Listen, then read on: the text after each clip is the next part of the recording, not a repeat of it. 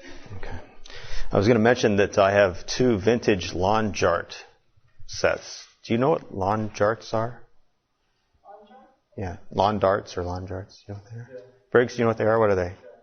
Giant metal things that you throw in, apparently illegal in most places now because of They're metal spikes about a foot long, and it's sort of like cornhole, that beanbag game that play, but it's cornhole is a girls' game. I mean, this is metal spikes you would throw through the air, and you try to get it inside the hole, and it was like 3 points if you got it in the hole or something like that, or in like a round circle. And 3 kids died, and something like 8,000 emergency room visits or something were associated with this. Eyes were put out, and I should mention my mother is here. Hi, Mom, and my aunt. They're visiting for the week, so but this was great fun. I mean, if you are as old as I am, you would remember that hours and hours and hours. Everybody played lawn darts, and it was millions of hours of enjoyment. And 3 kids died, and a few people lost their eyes, and the government banned it. They banned the sale of lawn darts, to be clear. So it is legal to possess, and I've actually checked with the Consumer Product Safety Commission. It is legal to possess them, and it is even legal to play the game. It's only illegal to sell.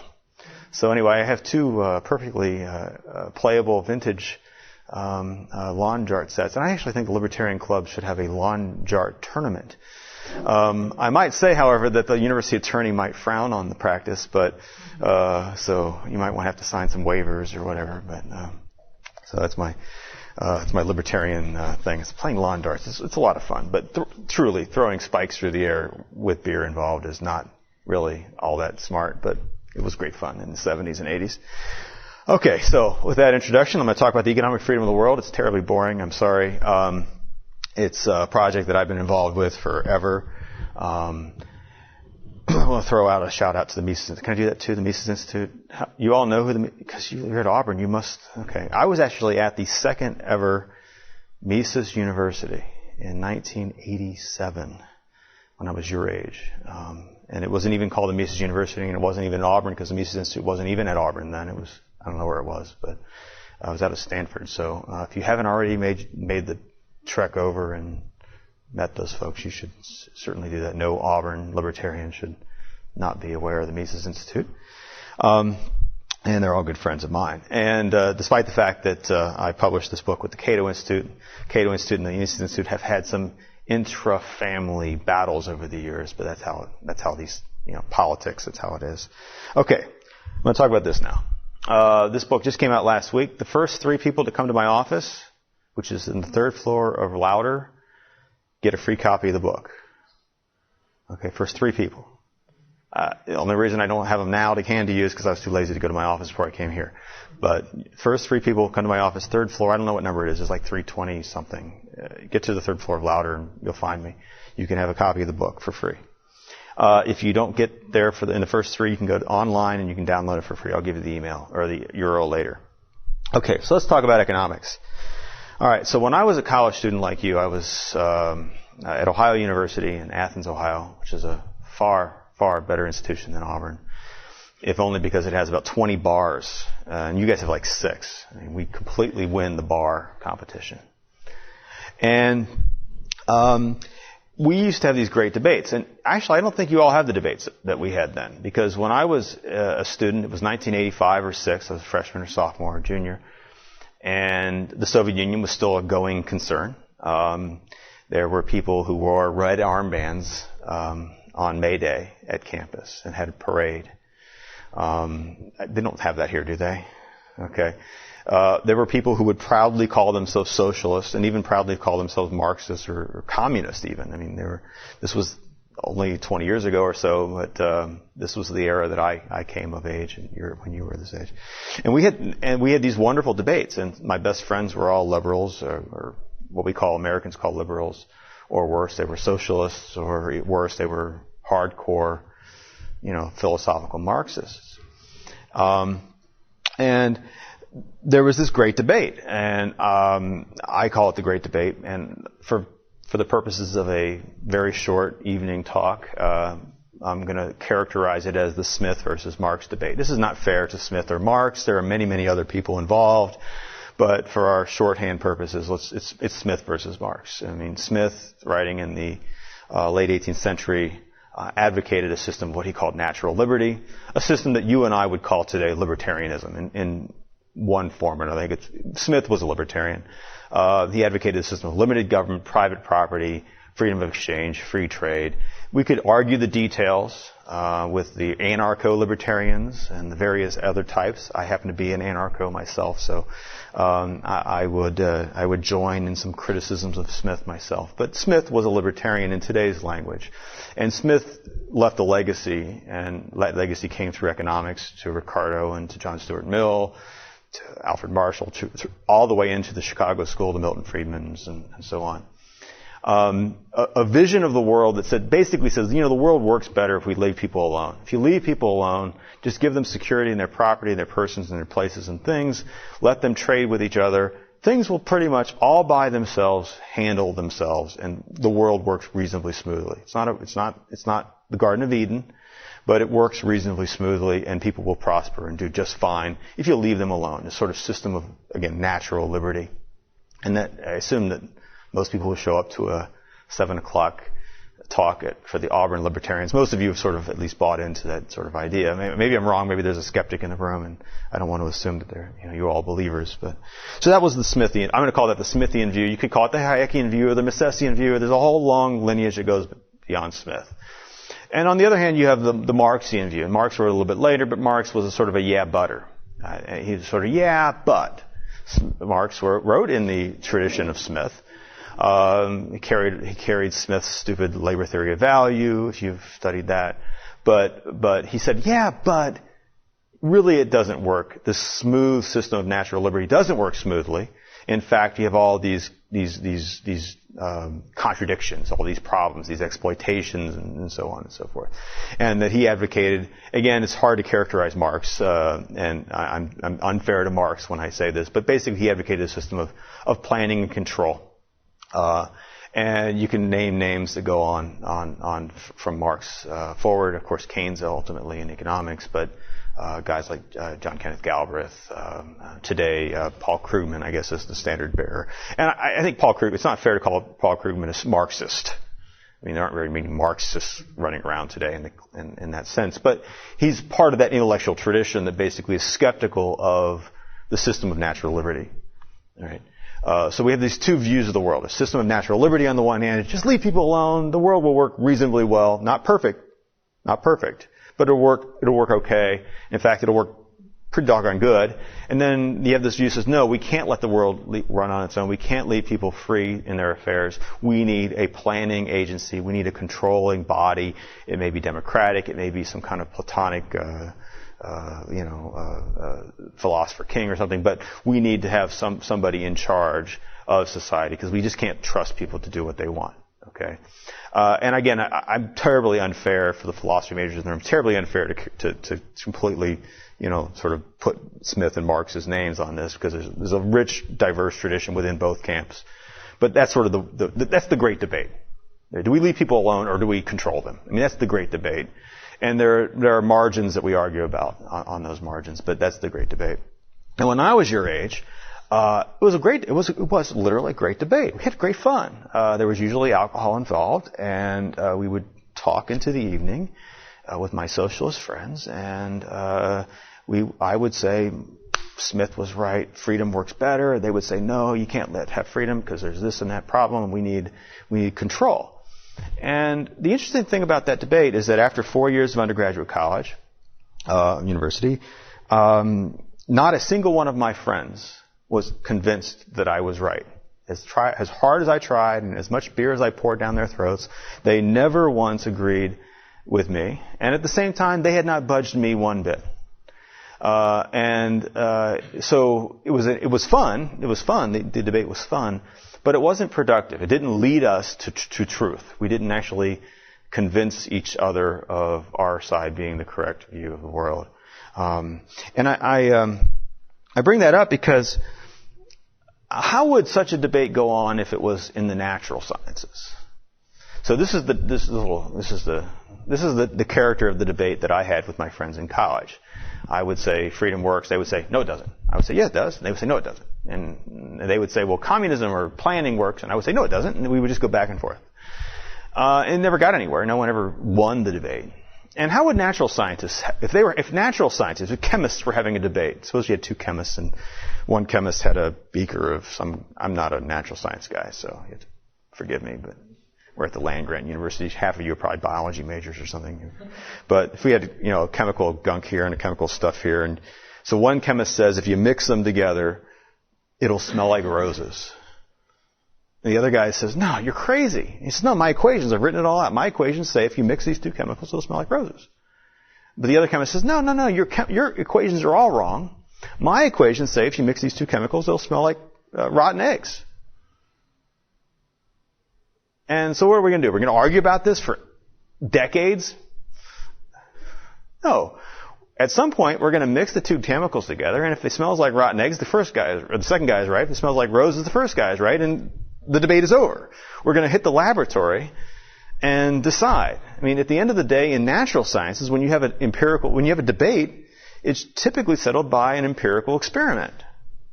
All right? Now, you can't do that. We can't not necessarily do that in the social sciences, to be fair. But one of the problems with the social sciences is that we have these people who have these competing theories of how the world works.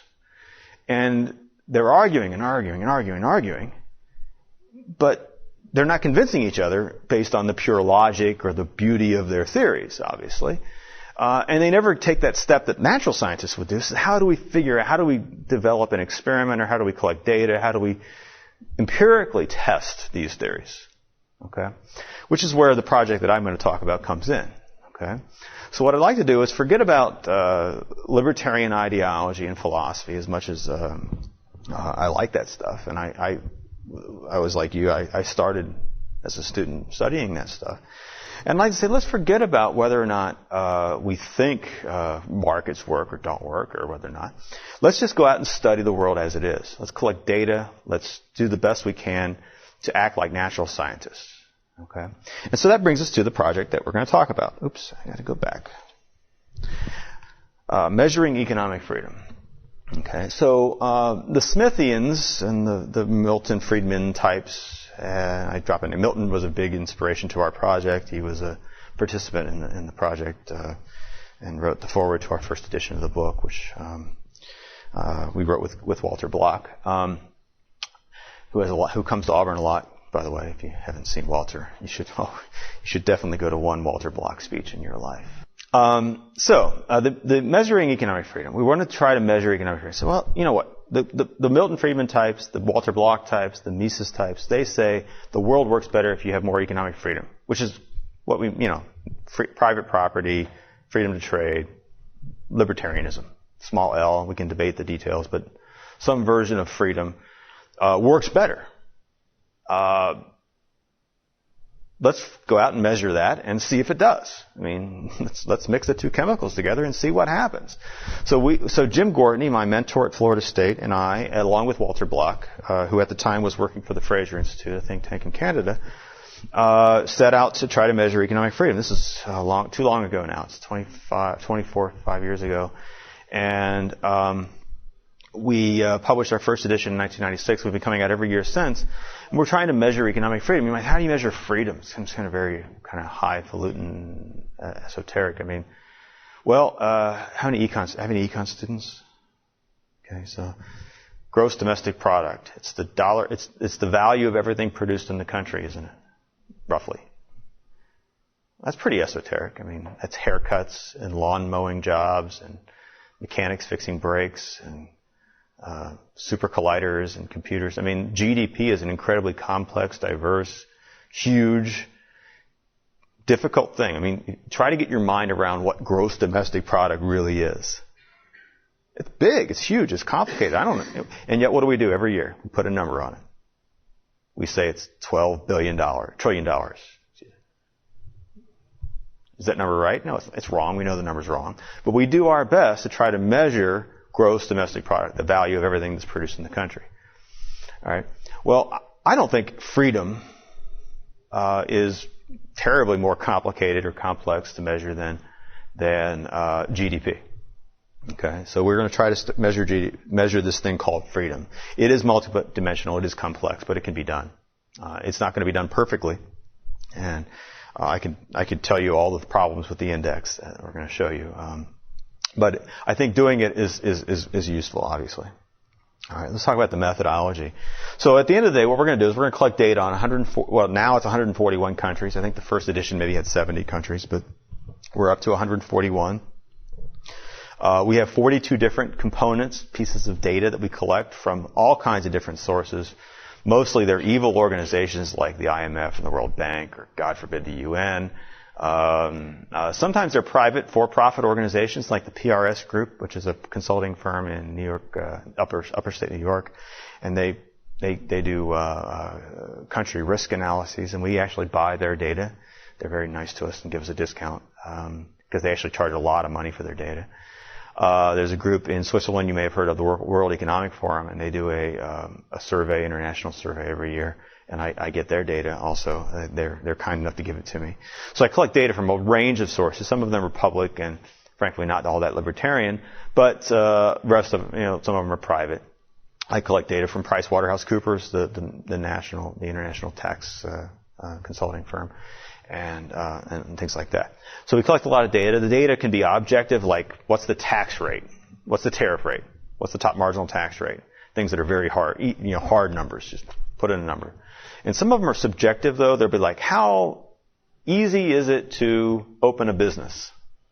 Which is kind of fuzzy, right? So some of the data are really hard, and some of them are a little bit softer, a little bit fuzzier. Okay, and the index that we're going to have is 42 variables. Some of them are really hard numbers, some of them are little soft numbers, but they all get sort of put in together into a sausage factory. It's my computer, and I put all these numbers in, and out comes another number, which is on a 0 to 10 scale. 10 means 10 is good. 10 is Adam Smith, and 0 is Marx. Okay, if you're a Marxian and you want to invert that scale, you're welcome to do that. It's simple to do with a spreadsheet. But since I did it, I like Smith, so Smith gets the higher numbers. Okay, and if I don't have a copy of the book because I was too lazy to go to the office, but if you go to the book and go online and look at it, it's entirely boring. It's horrible. It's just hundreds of pages of numbers. That's all it is. It's just numbers. So it's all about transparency, and it's all about data collecting. Okay, so the entire operation is simply collecting lots of data about economic freedom, whether in different dimensions, and trying to quantify those things. For our purposes, it's easiest to think about these in 5 areas. So we got 5 basic areas, and each of those 42 components is put into one of these 5 areas. But you don't want to see all 42. You'll glaze over, and your head will hit the desk, and it'll be dead. So we got 5 areas. Size of government. How big is the government? Taxes, basically. How big is taxes?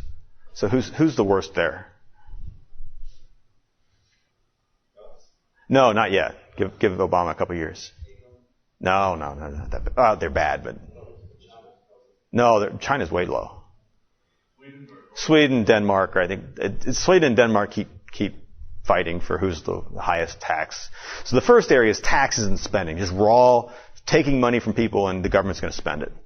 The Scandinavian countries are the worst on that measure. The U.S. is among high-income countries. The U.S. actually scores reasonably well there, although we're a high-tax country relative to sort of the high-income, like Western Europe. We're pretty low tax. No, we're not even close. Not even close. Even with Obama's, we're not even close. Sweden and Denmark are hitting 50% of gross domestic product with government spending, and we're gonna maybe hit, worst case scenario, maybe 40. It's probably going to be in the upper 30s. So we're nowhere near. Maybe the second term will hit that. I don't know. All right. The second area is a very important area. It's property rights and legal structure. And this is almost all survey data. We have actually 7 components from 3 different sources, but it's things like how impartial are the judges? How many? There's a great source from the World Bank called the Doing Business Project. If you haven't looked at it, it's a great source of data. They actually present data on how many days does it take to settle a contract dispute. And in some places, it's In the United States, it's about a year. I think it's 365. The estimate is about a year to settle. If you and I have a simple dispute, like I owe you money, but I flaked out and didn't pay you money, how long would it take for you to go to court and get the money? About a year to settle that, which is too long probably, but in some places it's like 25 years, which is to say you're never getting your money.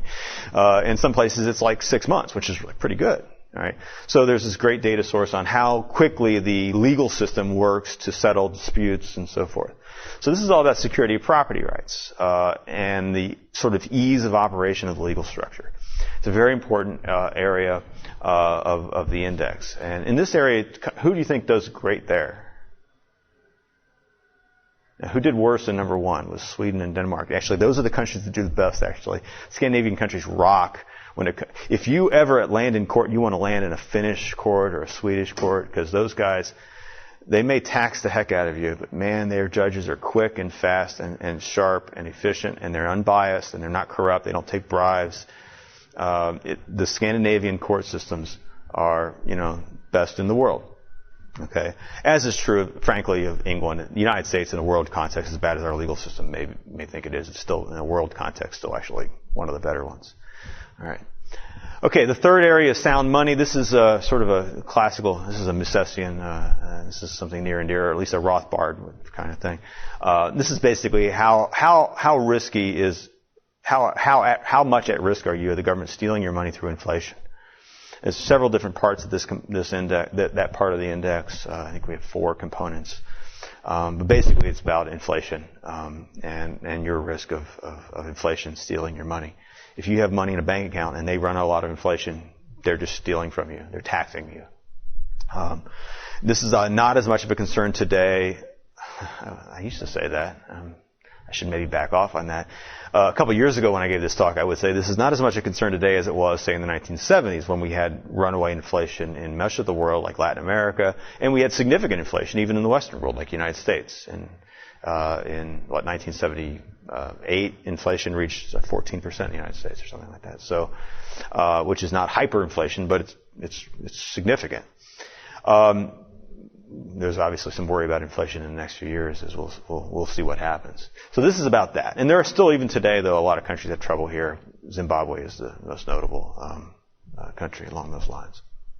I think inflation there is like a gazillion percent. It's incalculably high, actually. The fourth is international trade, free trade. All right, so it's tariffs, quotas, non-tariff barriers, capital controls, different kinds. This is a very large area. I think there's there must be like 10 of the 42 components. About 10 of them are in Area 4 because there's so many dimensions to international trade that we're trying to capture.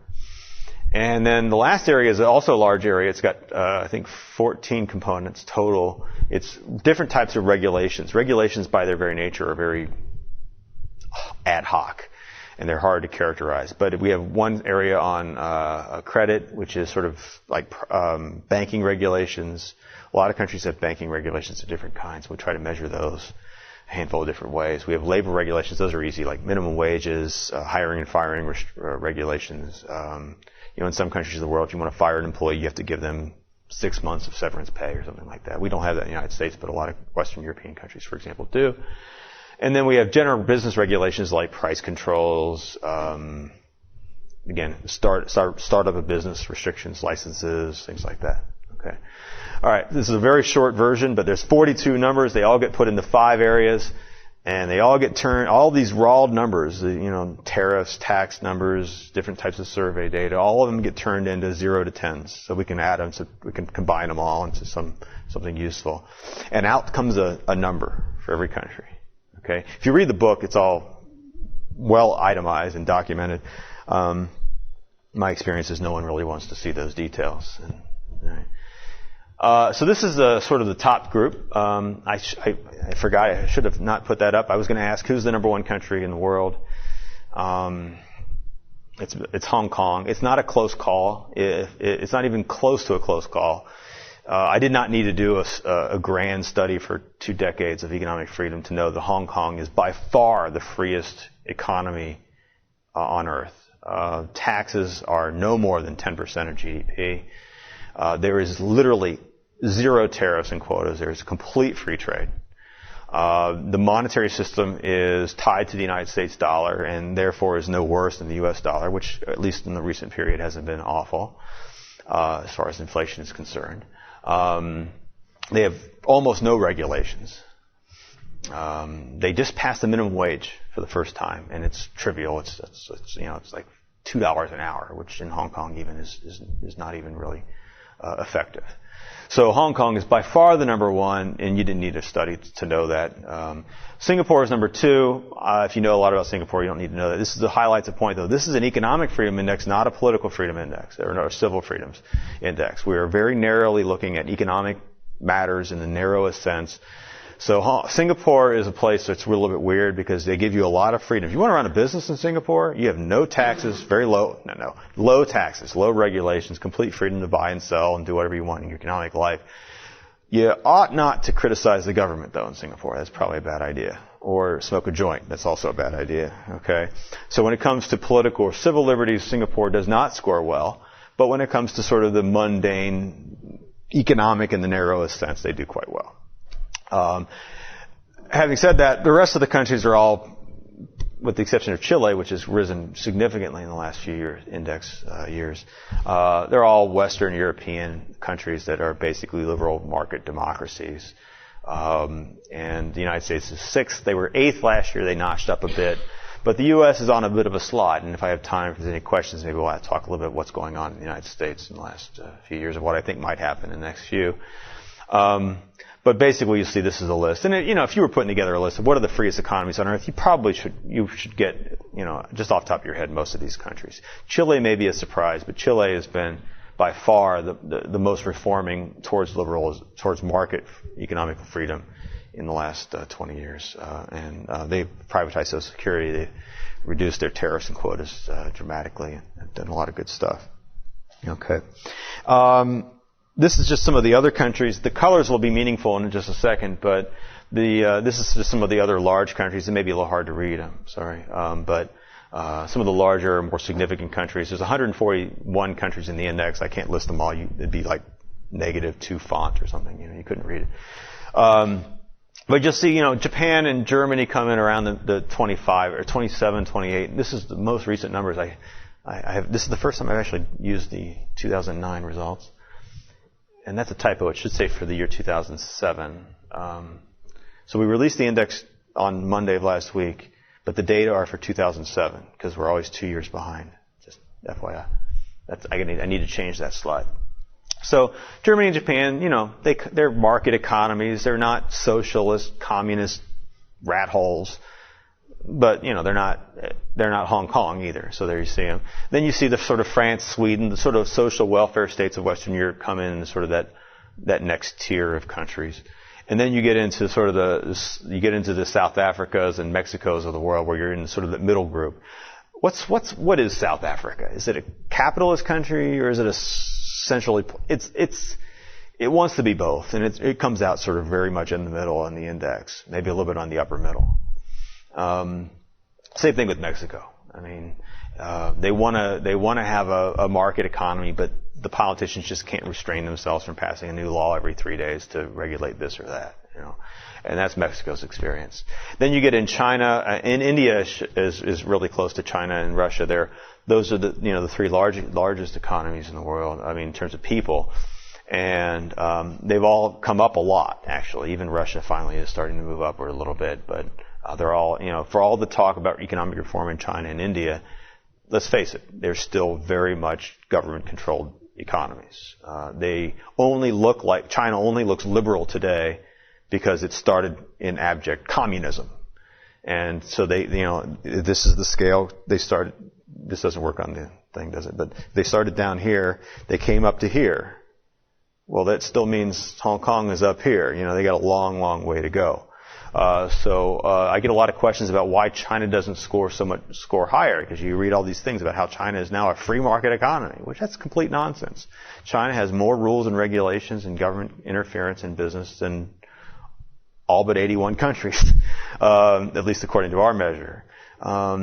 That's way better than they were 20 years ago, where they would have been at the bottom of the list with Zimbabwe. right? So, you have to give credit where credit is due, but let's not overblow what the reforms in China or India or Russia, for that matter. And then you see some countries that are just they're not getting they didn't get the memo. The memo that went around about 20 years ago that said free markets works better. Brazil and Chavez in Venezuela and Mugabe in Zimbabwe, they didn't get it. There are other countries down there, and those countries they're really just disasters. Venezuela and Zimbabwe are truly tragic because we actually have data going back as far as 1970 for both of those countries. And if you go back to 1970, Zimbabwe would have been one of the highest functioning countries in Africa. Now, maybe that's faint praise because Africa is not a high-functioning continent, but Zimbabwe would have been considered a really decent place. Well, say 75, right after the creation of, right after the Rhodesian. It's a lot of history, but right after the creation of the country of Zimbabwe, they would have been considered a garden spot of Africa, relatively rich, relatively stable, relatively prosperous. A food exporting nation, and today people are literally starving to death in Zimbabwe. It's a true tragedy, and it's not because of the weather, it's because of an idiot named Mugabe who's ruined the country. Venezuela is very similar. It's an oil-rich country, high-end, by Latin American or Central American, South American standards, a high-income country. It was one of the highest, richest countries in I think it was the richest country in South America in 1970-75.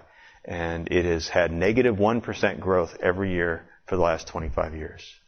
So it's like having your money in a bank account that was going south 1% a year, compounded for 25 years. That's Venezuela. And they have oil. I mean, it's inexcusable to have negative economic growth, long-term economic growth for a country that's oil rich. It's absolutely inexcusable. You actually have to work hard to have negative growth. In a country like Zimbabwe, when you're sitting on oil reserves like they sit on.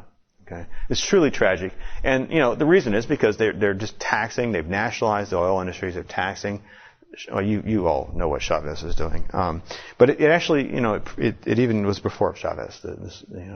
He's a symptom, really. I don't think he's completely the cause. So this is a map, the most recent map. This gives you a sort of a broad brush picture. Again, I can't put 141 countries on things, so this gives you an idea of what's going on. You can see, so blue is good. Blue is the upper 20th, upper quartile, upper 25th percent group. The greens are the second 25%. The yellows are the third, and the reds are the bottom 25%. So that's sort of the scale there. So you can see, blues like the United States, most of Western Europe, Australia, New Zealand, they're all upper 20, they're market economies. Yeah, they're not free market Rothbardian paradises, but they're market economies. You can see Chile's blue. You can see Arab Emirates is blue. Israel, blue. South Korea, Japan, Taiwan, blue.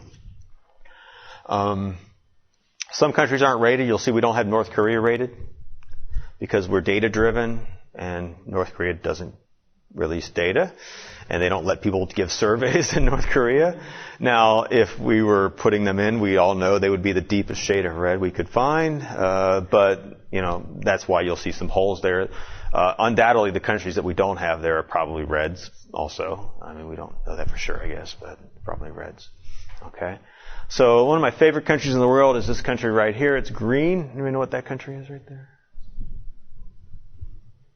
It's Georgia. That's it. I do a lot of consulting in Georgia, and Georgia is the fastest economic reforming country of the old Soviet Union. You see Kazakhstan is also green, but Georgia by far is the fastest reforming country of the old true Soviet Union. Now some countries in the old former Soviet bloc like Estonia have done really well as well. But of the former Soviet socialist republics, Georgia has come the farthest from central planning to a market economy. I do a lot of consulting there. I was actually there last year when the Russians invaded, so that was kind of fun. All right. So so I can probably answer specific questions. You have a country that you love or care about, I can probably give you an idea. But to be honest, I haven't memorized all 140. So. There is good news in the world. It's worth mentioning some good news because The age of Obama doesn't leave libertarians with a lot of happy news. But, in the long run, if you have a little bit more time horizon than maybe you all have, it's so much better. The world of intellectual and the debate is much better today than it was then. I mean, today the debate is yes, we're debating this healthcare stuff. There's always a policy debate du jour. But when I was a student at your age, there was a legitimate intellectual debate about the wisdom of Soviet-style central planning. Soviet-style central planning was considered to be an intellectually respectable opinion to hold. Today, no one, your worst, most communist professor doesn't come into class and say he thinks we should have Soviet-style central planning. No one says that. It's completely discredited. That's good. That's good. It means we've shifted the debate in our direction. The world is today much freer than it was, economically freer than it was 20 years ago.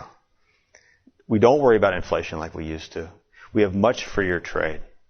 Marginal tax rates and generally the growth of government has slowed. It's almost zero now around the world. Now the United States is trying to buck that trend, I know. Regulations on some margins have gone down, some margins have gone up. But in general, the climate of intellectual opinion and policy world that we see today in 2000, whatever it is, 2000, what year is it? 2009, is so much better. Compare this to 1979, where we had wage and price controls and people were lining up the street to get gas. Seriously, we had a big gas price run up last year. Nobody, even the craziest politician in Washington, nobody came out and said we should have price controls on gasoline again. Because we've learned that price controls on gasoline makes people line up down the street. My mom's nodding her. She's like, she remembers doing that. I was a kid. I remember doing that. I remember lining up for gas. No one said that. So price controls for gasoline is off the table. That's huge progress. All right, so I actually think the world is better. Not in every dimension. There are many, many areas of our economic lives that are more controlled today, like the environmental rules and so on. But in general, I think we are living in a more free and economic environment today than we had in the 1970s. And the data are showing that. If you look, this is the average of the index of all the countries in the index. It's gotten higher, and I think that's true. Again, not in every dimension, but in most dimensions, it's gotten better. Okay. So let's talk about that beaker thing. I'm going to try to wrap up real quick here. So the great debate was, if you mix the two chemicals together, does it smell good or does it smell bad? And in our context, if you have economic freedom, does it work or does it not work? I mean, I don't know why we need to argue until 3 a.m. and drink beer all night, although that's fun, to answer that debate. Let's go out and collect some data, which I've done, and let's try to figure out. Well, this is the economic freedom index. This is by quartile, so this is the reds, or the lowest, this bottom 25%, second 25, third, and then the highest 25 is blue.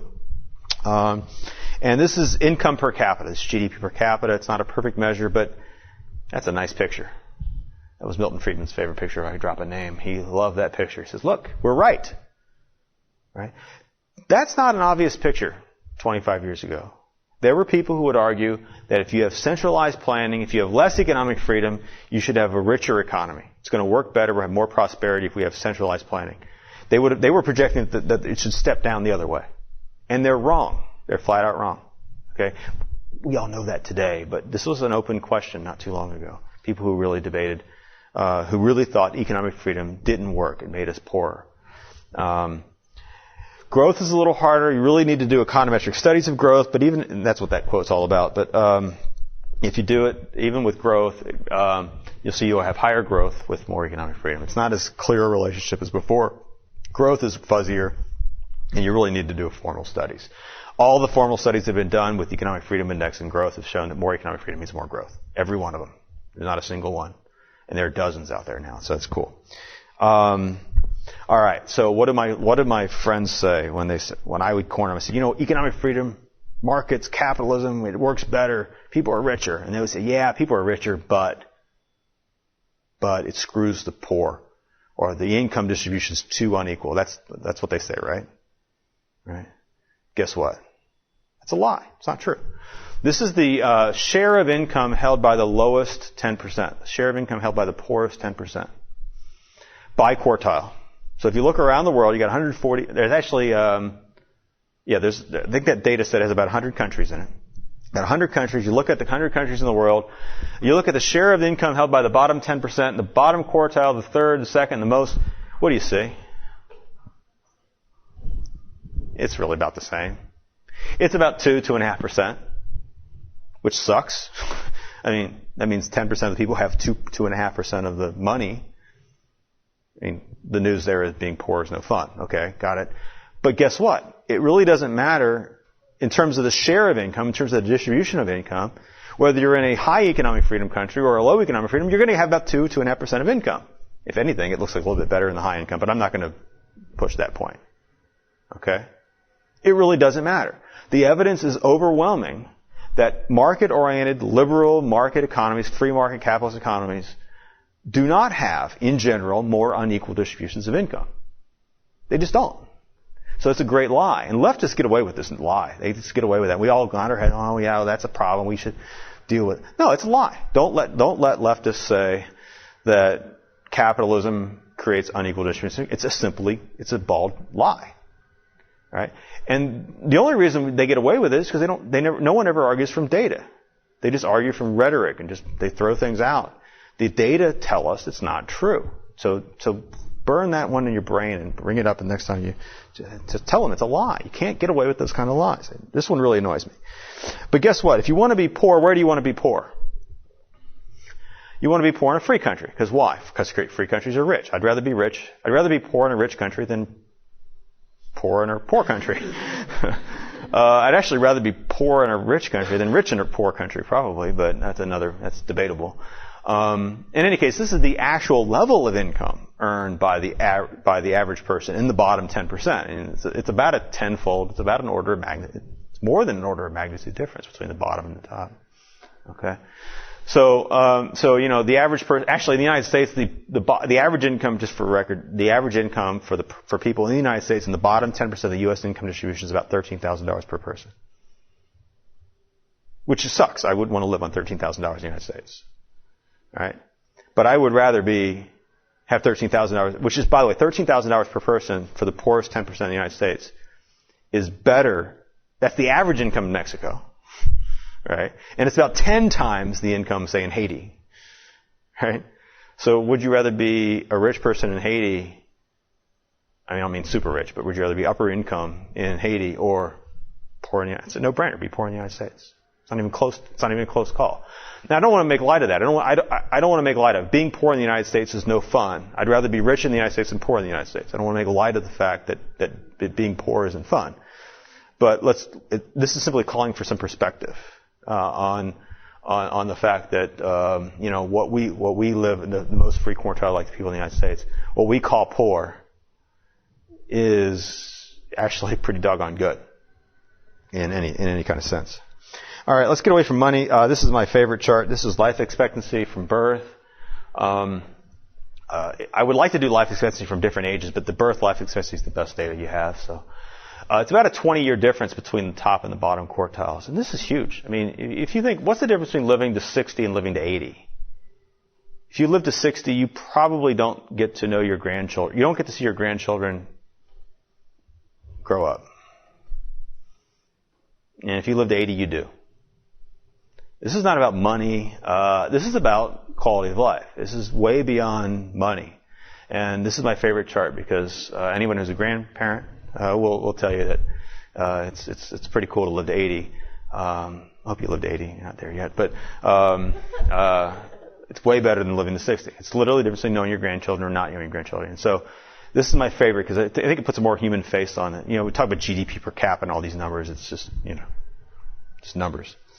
I throw this up for my liberal green friends. I like to climb mountains, but I'm not much of an environmentalist, I must confess.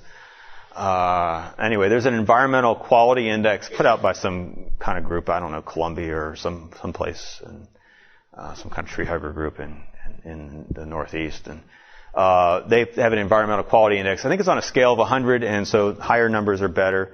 And you'll see again. One of the other great lies is that people will say, well, you have to have government control of the economy to protect the environment.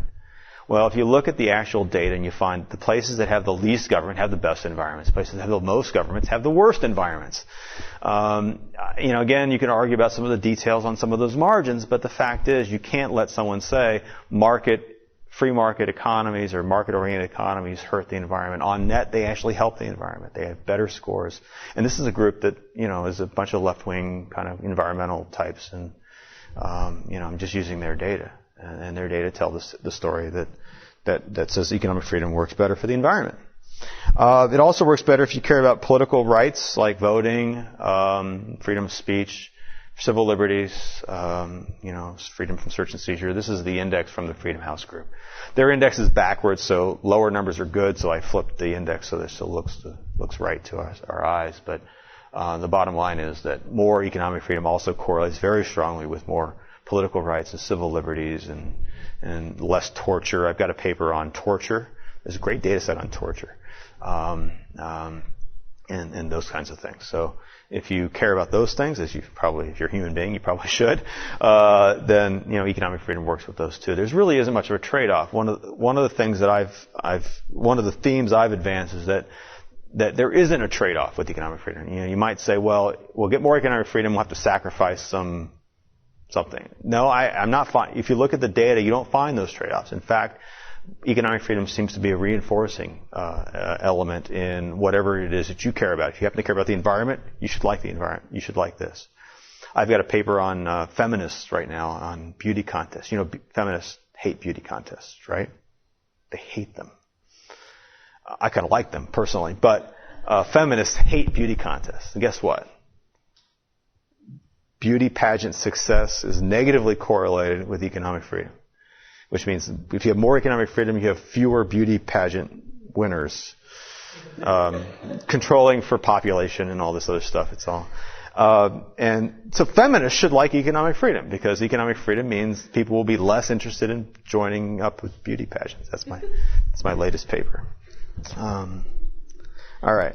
And this is just going to conclude. This is our website. It's some marketing whiz at the Fraser Institute came up with this freetheworld.com, which I think is the stupidest URL I've ever heard. But there you have it. So if you want to look at the book, if you are one of the first three to my office, you can have a book. But if you want to look at it, you can download the whole thing for free and print it out. And the data, if you're doing a paper, like, any kind of paper, if you want to download the data, is a huge Excel file you can download, and it's got all the numbers. So you can do your own bar charts, whatever you want to do, or run regressions if you're a econometric student. Anything you want to do, you can do that. All right, I'm done. Questions, comments?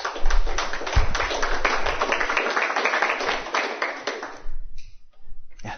I'm in Spanish classes here at the university, and it's pretty common for Spanish teachers to talk about how terrible the U.S. is and how the U.S. goes in and ruins other countries. And I agree that we're far too involved in other countries, but they say that, well, maybe we have a good environment, but what really happens is when the U.S. goes into these countries that have less economic freedom, we destroy their environment instead of ruining our own. So how would you like that? Right. Actually, that's a toughie. I mean, if you need to separate who we is first. I mean, who's we? I mean, is it the U.S. government that invaded Nicaragua 5 times? 5. That's the actual number, 5 times. Or destabilized El Salvador several times, and So, if by we they mean the U.S. government, I'm on board. The U.S. government has done everything it can. But if by we you mean me buying coffee, I completely disagree. I don't see how we make people in Colombia better by not buying coffee from them. If you don't buy coffee from them, they go to their next best alternative, which is cocaine or something, I guess. But you have to. Yeah, it's important to distinguish. I mean, your Spanish teachers probably have this sort of holistic view of the United States as one thing. And it's not. We have the government. Government policy has been, in general, bad for Latin America. But concluding that trade with Latin America is bad, I think is just horribly wrong. There's in our book, each year we have a special chapter. There's a great article in, I think, 2 years ago by Bill Easterly that I would recommend to you. It's a great sort of article about sort of how the U.S. foreign policy and foreign aid and stuff has been bad. So there's been a lot of bad policies, but I think, again, how would the United States have grown without foreign trade? Think about it. I mean, the United States started out extremely poor, and we grew because we traded with Europe, and we imported capital from the Netherlands and from the United Kingdom to build factories, and we exported our goods, our timber. Most of Western Europe is built with timber that was cut down in Pennsylvania, New York, and Virginia, and I'm sure if they were around then, they would have talked about how the Europeans are exploiting the poor North Americans. But that's how the North Americans grew their economies and prospered. We don't live in the land of milk and honey. I mean, you just don't go from poor to rich overnight. It takes years of capital investment and it occurs through trade. And so I think you have to be real careful about, who's we. That's the thing. And you ought not to confuse the we of the government with the we of just consumers and people privately trading, which is good. By us destroying your environment, they would like outsourcing, or as far as I don't know, just walking in there and saying, cut down your trees. Well, I can understand, that's basically right. the argument, is that we go and destroy, because all these countries have full flush rainforests, everyone wants to do. And so American companies go in, cut down the rainforest, and they don't have any alternative specialized. So it's outsourcing to them, if it's their product, you would have to be paying them for it, like, way back. Right, but we're destroying the environment, which is much more important than the economy. Well, at some point you have to just say you're nuts too. I mean, at some point you have to say, look, what you're saying is that these people should stay poor and should have their children die from diseases and so that they can live in a rainforest. That's almost what they're saying, and that's just cruel. Kind of the whole argument, like even with this, people who still want to believe in central planning are still going to believe in central planning. Even from the Austrian perspective, you can't even extrapolate to say that a 10 would even raise life expectancy, would raise income, even based on sort of empirical way that you put together. People want to believe are going to believe. Yeah, well, the point though about the empiricism is this: some people will respond to a pure logic, sort of a Rothbardian sort of line of logic, and I was one of them myself. But let's admit reality. Reality is that line of logic has not and will not convince most people. And so that's why I think as a sort of second line of defense, the empirical arguments are the best you can do. Yeah, at the same time, you're not going to convince everybody of this. There are going to be people who simply have their head in the sand. There are people, for example, right now that freak out with Chile being number 6. I mean, because of Pinochet. And Pinochet was an ugly man, but as dictator goes, he wasn't that ugly. And that right there would get me a firing squad with some leftists, I know. But the fact of the matter is, Pinochet was a bad guy. But the fact of the matter is also, Chile liberalized its economy, and the people of Chile are living vastly better lives than they otherwise would have. So that sort of empirical thing will sway some people who are at least open to that kind of argument. Not everybody is, of course. So yeah. They feel like countries have to consent to us being there to some extent.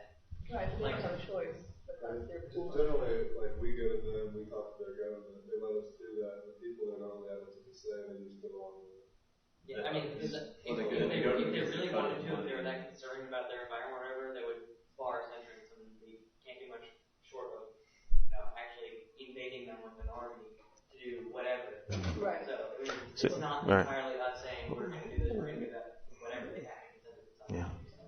Well, what you find mostly is that it's Americans who value those natural amenities, who want to see them protected, but the locals don't really care because they would rather make the trade-off between temporary trade-offs of their environment with prosperity, and that seems to be perfectly reasonable. It's exactly the trade-off that we made in the 19th century in our country. So with your income data, are you adjusting for purchasing power? Or is that Those are all PPP okay. purchasing power numbers. Yeah. Have you made other charts also for? I know you compared. Yeah. The by quarters. Do you also have other charts for within the top quarter? Within the top quarter? Yeah. Not really. I mean, I could do it. Because I mean, I'm just formulating. There's going to be people who are going to see that and go, "Well, how are we compared to such and such other countries?" Right. Also, Right. Actually, one of the questions I sometimes get in these things is, what have I learned from this index doing this thing for 20 years? One of the things I've learned is not really to sweat the small stuff. If you look at the countries in the top quarter, you're going to have everything from the United States at the near the top to the bottom of the quarter is probably Taiwan. Huge differences really between Taiwan and the United States, but in the context of the world, they're small. And I don't get nearly as uptight about the small stuff as I used to, because I don't think this stuff really matters.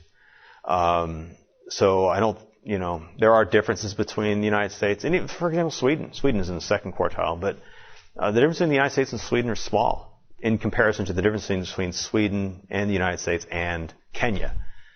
That's the real differences in the world. The real battle isn't between whether our taxes are 30% of GDP and 40%. The real battle are between, can I open a business without a guy with a billy club, going to hit me over the head if I don't give him a bribe today? That's the real problem for economic liberty for most people living on the planet.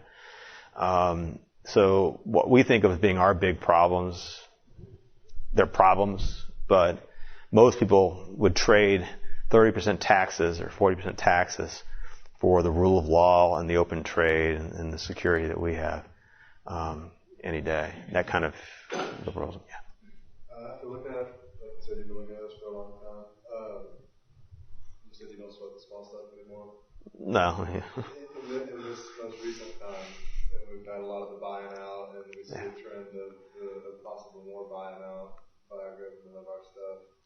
What's your opinion of what we're going to be in that? It's testing my optimism, and there's no question. I mean, again, the chips will fall where they chip. I just put the numbers in the computer, and we'll see what happens. The numbers we just have are for 2007, which is before most of this really took off. A year from now, we'll be putting out the 2008 data, and a year from that, the 2009 data. So within a year or two, we'll see what's going to happen. Obviously, on the fiscal side, the United States numbers are going to just take a hit. There's simply no question. I mean, the deficit right now is 11%. The federal government's deficit is 11% of GDP. I mean, as far as I'm concerned, that should be the budget. Actually, that's about 11% more than I would have the budget. But still, I mean, that's the deficit. I mean, government spending in the United States is just shooting through the roof.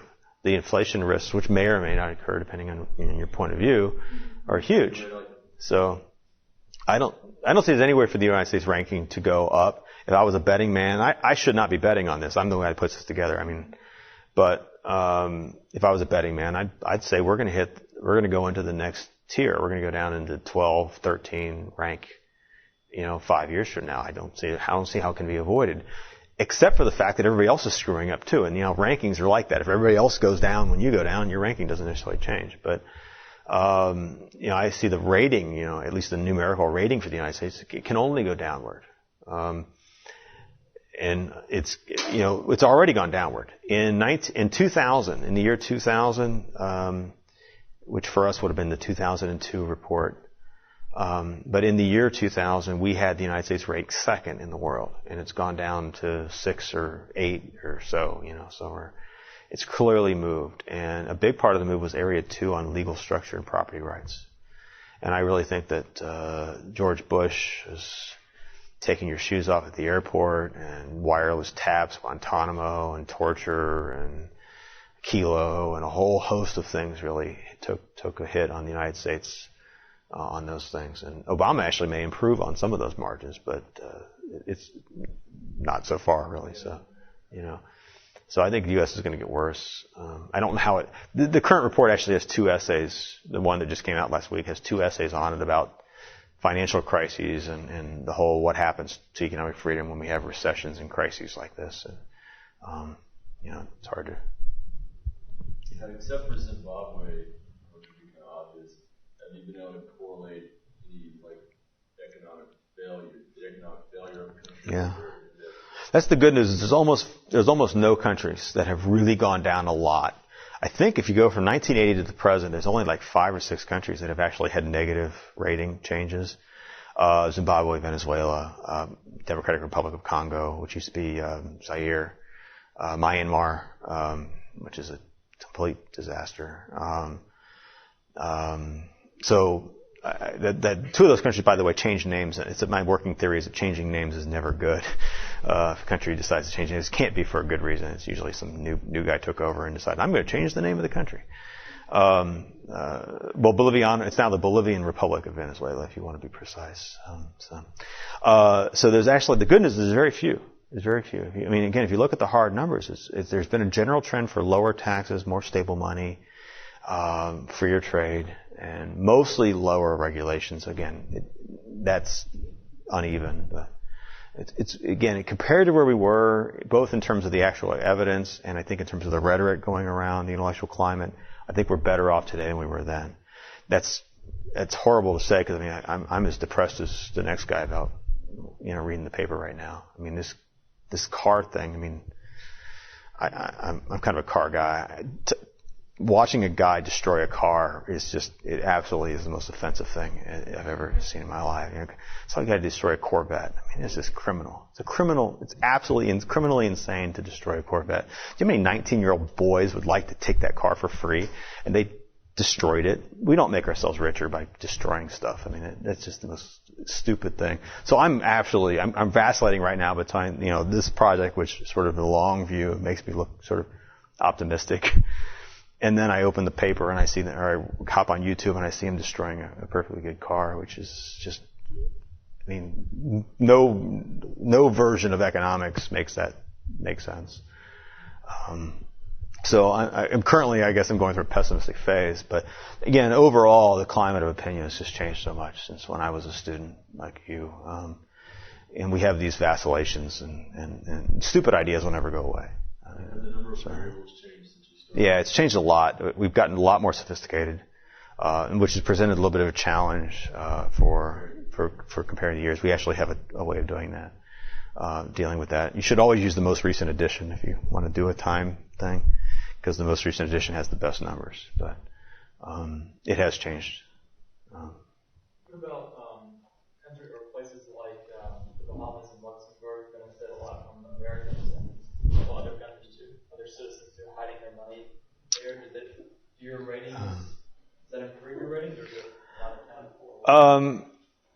Well, Switzerland scores reasonably well, but they don't have national health care. They have a mandate, but they don't have health care. Most of the real tax havens aren't in the index, like Cayman, for example. Liechtenstein's not in the index. Liechtenstein didn't even have GDP calculated until about 5 years ago. God bless them. The little side story: I was drinking with the Prince of Liechtenstein once. How's that cool? In his castle, and he said that he had fought he's a banker by day, but he's actually the prince of the country also. And he says, well, I fought them. They finally made us start calculating GDP. This is a couple of years ago. So the real tax havens, we don't know where they really rank. I'm sure they're all Hong Kong-like though. But the Bahamas, for example, is not. I mean, Bahamas is a terrible place to hide your money. They're corrupt. They have capital controls. It's not a tax haven in any sense. It's surprising. They should be. If they had half an ounce of brains down there, they would be a tax haven, because that would be a great asset for them. And they have beaches, and if they could combine their beaches with some good, safe banking, that would be a great asset. But they actually are horrible. It's a very difficult place to park your money. Caymans, I'm sure, would do well, but we don't. We do measure Luxembourg, and they score, I don't know, I'm going to guess 16 or 17 or 20. They're in they're in that tier. But they're also a social welfare state. I'm sure they have national health, they have high taxes, they've got all the usual pathologies of Western Europe that Switzerland and Liechtenstein managed to avoid, for the most, relatively speaking, managed to avoid. But Luxembourg is very French in its approach, really. Belgian, really. Same thing. In your definition of like what a free country is, you talk about like access to goods, being able to trade.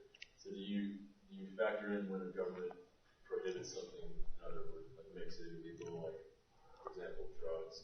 Right. Does that count against? Right. Is that factored in and counted against It's not in the index now. The short answer is it's not in the index now. And I don't know how we would. The reason it's not in the index though is because there's really no variation there. It essentially, with minor variations like Amsterdam, like Holland, it's prohibited everywhere. So adding a variable that is a column of zeros doesn't do anything to the index. So for us, one of the criteria that we look for when we think about a variable in the index is we're looking for variation. There has to be some countries that do it right and some that don't. And in drug policy, everybody does it wrong from a libertarian point of view. So, all right. Now, one of the things I sort of worry about sometimes is what would happen if a few countries did actually liberalize in a real way, not even like the stupid Netherlands way. But then what would happen? I suspect one of my co-authors would not be real happy with that. He's kind of a more conservative guy, and but the answer from me is I would push to include such a variable if it became meaningful to do so. So it wouldn't, it would have no meaning in the index at today. Again, if 20 countries tomorrow said we're going to legalize drugs, and so that we would have like 20 with tens and the rest with zeros, I would push to include that in the index. We have some variables that are almost like that are almost 0 ones. I mean, you have or you don't. One example is conscription. We have military conscription, one of the 42 variables. This is somewhat in homage to Milton Friedman, who was a big figure in eliminating the draft in the United States. But I mean, it's a violation of economic freedom to take your body and force you to go into the army. It's a violation, a clear violation of economic freedom. And it's something that leftists should applaud. Again, I would include drugs. If we had anybody legalizing drugs, I'd include it. But I'm not going to hold my breath for that either. I'm afraid it'd be hard to even score like places like Netherlands, where it's such a, can I say half-assed? Such a half-assed legalization. I mean, you can do it on like that street, but not that. It's just very. I don't even know if you can how I would score a place like Holland. I mean, I guess it's not a 10. It's I don't know. So that's the other thing, is the measurement issue would be an issue for us. How about one more question? Or no more? Yeah. It's been a whole lot more recently, and I still don't fully understand the scope. But where would the Federal Reserve dishing out a lot of money to other central banks, where would that play in?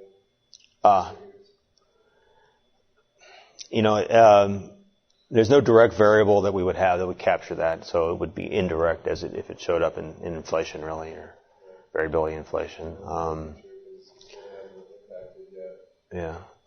We do have a variable in the U.S. Well, I have a variable if it was shoring up monetary reserves that ended up creating M1 type money, it would show up in the index as well. Again, time will tell. I'm holding my breath on that. I don't know. I'm not 100% willing to say we're going to have inflation. And I guess if you force me to bet, I would say, we're going to have some pretty serious inflation. It's hard to imagine how we avoid it, but and to the extent that was exported around the world, it should show up. And it'll show up. If it shows up, it'll show up. I don't know, though, until I see it. There are some pretty reasonable people who are smart who say it may not be as inflationary as it appears to be on paper. But, I mean, the Fed's balance sheet is a scary thing. I mean, I didn't pull up the Wi-Fi, but you got to take a look at the Fed's balance sheet. It's just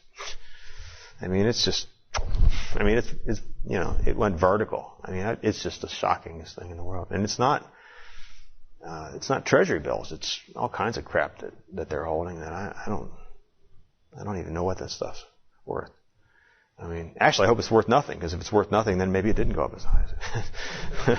I mean, I hope the Fed lost all that money, really, because that would not be inflationary. Maybe, I don't know. Yeah. All right, thanks.